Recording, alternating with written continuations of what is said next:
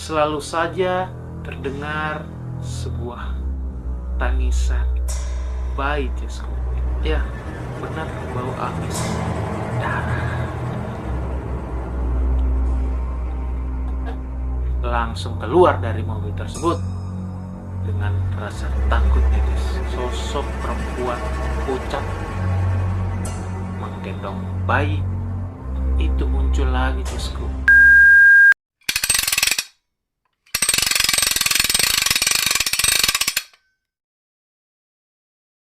Oke Cisco, welcome back to my channel Budakada. Assalamualaikum warahmatullahi wabarakatuh. Gimana kabarnya Cisco? Pasti baik-baik dong ya.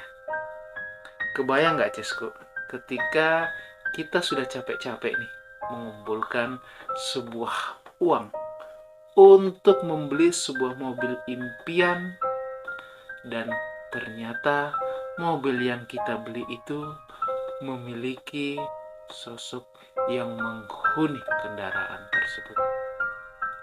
Saksikan kisahnya tetap di Budakada Cisco. Jangan lupa ya, di-subscribe dong. Cesku. Kejadian ini bermula ketika seseorang yang bernama Iwan bekerja sebagai seorang sales di perusahaan properti terbesar di Indonesia, Cisco. Dan pada saat itu Iwan ini baru saja mendapatkan sebuah bonus dari hasil kerjanya di tempat perusahaan tersebut, Cisco. Karena ia berhasil pada saat itu mencapai target yang ditentukan oleh perusahaannya, Cis. Berhubung bonus itu terbilang lumayan besar, ia pun berencana membeli sebuah kendaraan mobil Cisco. Bertujuan untuk memanjakan istrinya yang sedang hamil, dirinya berencana untuk membeli sebuah mobil dengan kondisi bekas agar bisa lebih murah dan dapat dibayar secara cash tentunya Cisco. Singkat cerita, Iwan ini menemukan sebuah mobil yang pas dan sesuai budget yang dia perlukan, yakni sebuah mobil kijang yang berwarna hitam Cisco. Iwan ini membeli mobil tersebut dari seorang bapak-bapak yang sedang membutuhkan uang, atau mungkin bahasanya ya BU ya mungkin Cisco ya. Dikarenakan pada saat itu Iwan merasa cocok dan pas, akhirnya Iwan sepakat dengan bapak tersebut untuk membeli unit mobil kijang hitam ini Cisco. Awal mobil tersebut datang ke rumah Iwan, istrinya sontak sangat senang karena diberikan mobil baru walaupun bekas Cisco. Mereka jadi leluasa pergi kemana saja dengan mobil sendiri tanpa harus menggunakan kendaraan kantor. Namun beberapa hari kemudian di rumah Iwan, mobil hitam ini selalu mengeluarkan aroma bau amis Cisco. Ya, benar, bau amis darah. Mereka selalu mencoba mencari di sela-sela mobil untuk mengetahui sumber dari mana bau amis ini Cisco. Mereka mengkhawatirkan bahwa bau amis ini takutnya dikarenakan ada sebuah binatang mati yang mengeluarkan bau amis tersebut, Cis. Dan yang mengherankan, bau amis ini semakin terasa ketika sore menjelang maghrib, Cisco. Jadi ketika di pagi hari menjelang sore, itu bau amisnya belum terlalu kerasa Cisco. Setelah masuk ke sore menjelang maghrib, nah baru di situ terciumlah bau amisnya yang sangat menyengat. Sejak kejadian itu, Iwan pun sangat sering membawa mobil hitam ini ke tempat pencucian dan meminta untuk sering diberikan wewangian Cisco agar bau amis itu bisa sedikit menghilang. Namun tetap saja bau amis itu selalu tercium Jasku ketika sudah sampai di rumah menjelang sore. Selain itu, jika mereka sedang mengendarai mobil di malam hari, selalu saja terdengar sebuah tangisan bayi Jasku.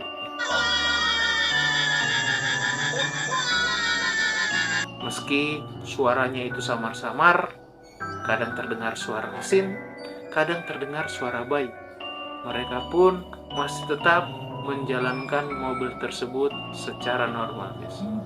Meski tak begitu jelas, suara bayi ini agak sedikit mengganggu mereka.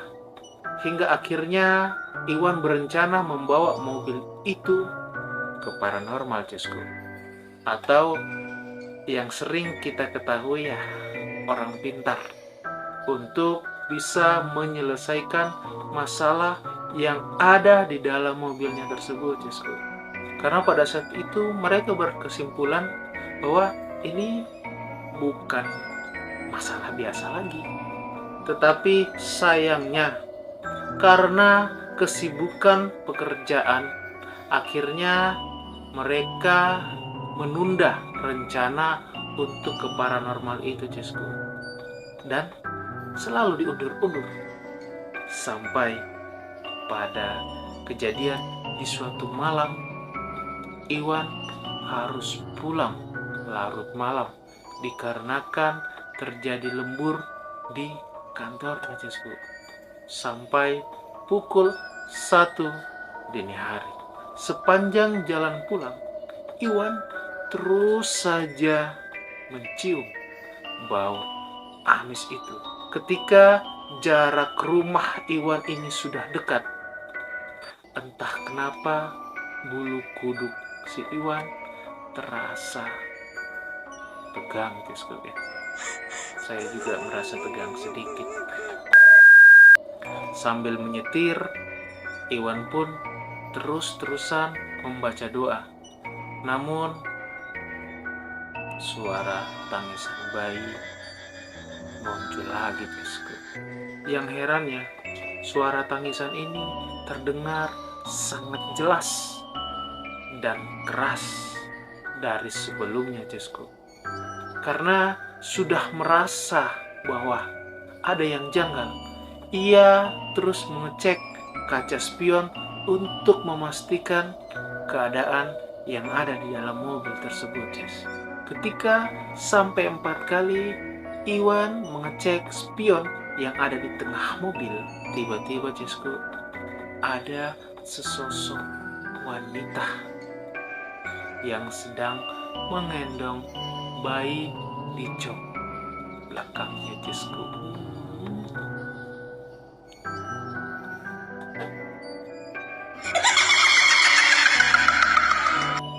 Dan ia sempat-sempatnya bertatap muka, sehingga Iwan harus menginjak rem mobilnya secara mendadak, Jasku, ya.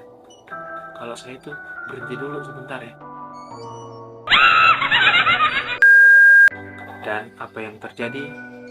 Iwan langsung keluar dari mobil tersebut dengan rasa takutnya, Jas. Tetapi karena pada saat itu sudah tengah malam dan di luar sangat sepi, tak ada satupun orang yang lewat di jalan tersebut.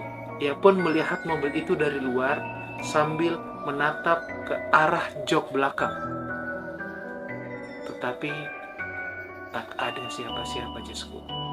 Meski pada saat itu jarak rumah sudah semakin dekat, tetap saja ia bingung apakah ingin melanjutkan dengan menggunakan mobil atau berjalan kaki, Jasku. Setelah menenangkan diri sejenak, Iwan akhirnya memutuskan pulang dengan mengendarai mobil tersebut, Jasku, ya. Ya emang nekat dia ya.